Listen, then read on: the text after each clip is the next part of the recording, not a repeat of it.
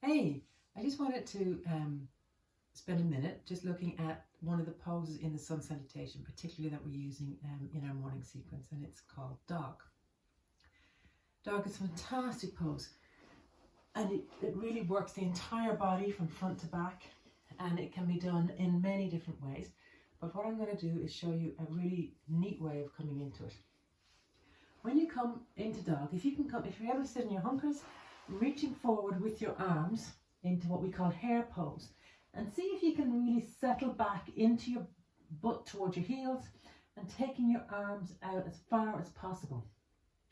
When you take your arms out as far as possible, really spread the fingers, because rather than being out like little stiletto, you're going to take weight onto your wrists and onto your arms. So give them as much connection with the earth as possible. From here, you want to have this sensation under your arms where you feel like length, so that the arms are really extending from the body as much as possible in one direction, and your tailbone heading towards your heels in the other direction as much as possible. Once you've found that sensation, you'll know what you're heading to when we come into dog. So, and head, not like me, not looking at the camera. Keep your head active, but between your arms. So it's not hanging down, and it's not hanging up. Just active between your arms. And that's the kind of feeling you're going to be looking for once you come into dog proper. So again, distance from heel to hand, from the tail to head and to fingers.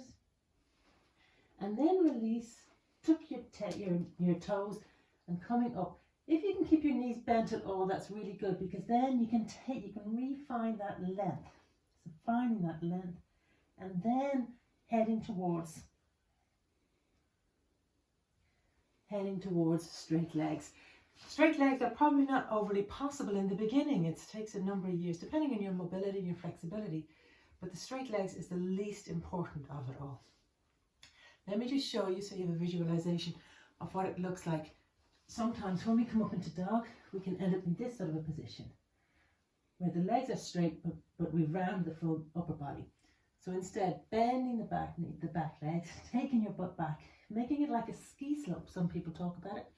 So from your tail, through to your head, through to your fingertips, and then see where you can go to. It might be to here, might be a little bit more. You may be able to get your heels on the ground.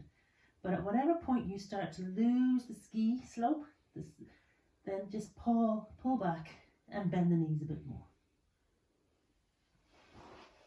So there's my tip for today, how to get into a fantastic dog and really getting length through the upper body and in through the legs. It's not all about the legs, it's also about the upper body. So you get from literally your toes, through the feet, the whole way through the head and through the fingers, length and release. It's kind of cool.